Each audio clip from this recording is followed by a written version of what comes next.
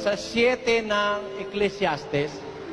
Ang mabuting pangalan ay maigi kaysa mahalagang ungwento, at ang kaarawan ng kamatayan kaysa kaarawan ng kapanganakan. Mabuti pa yung kaarawan ng kamatayan kaysa kapanganakan. Pero sa tao, parang sa kanila yung kamatayan masama eh. Pero sa isang nakakakilala sa Diyos, yung kamatayan parang graduation yun eh. Saan ang mas maganda? Nag-enroll ka ng kindergarten o nag-graduate ka ng college? Di ba mas maganda yung graduation day? Pinagdiriwang yun eh.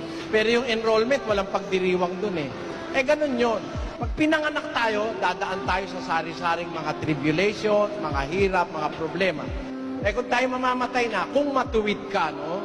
Sinasabi ko ito, kung matuwid tayo, napakahalaga sa Diyos nung ating kamatayan. Basahin natin ang awit.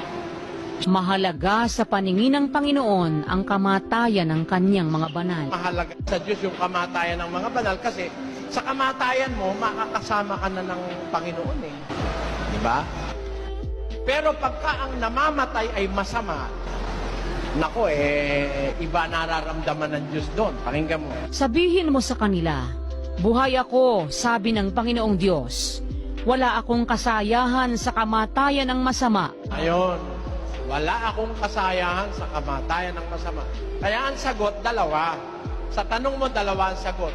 Pag ang mamamatay ay matuwid, mas mahalaga yung kamatayan niya kaysa sa kapanganakan. Kaya si Job, si Job nung makita niya yung kahulugan ng buhay at nang makita niyang sari-saring kasamaan sa mundo, yung kaarawan ng kanyang kapanganakan, sinumpa niya yung birthday niya 3:1 ng Job. Pagkatapos nito'y ibinuka ni Job ang kanyang bibig at sinumpa ang kanyang kaarawan. At si Job ay sumagot at nagsabi, maparam nawa ang kaarawan ng kapanganakan sa akin, at ang gabi na nagsabi may lalaking ipinaglihi. Magdilim nawa ang kaarawang yaon, huwag nawang pansinin ng Diyos mula sa itaas, ni silangan man ang liwanag. Kaya para sa lingkod ng Diyos, mas mahalaga yung kamatayan.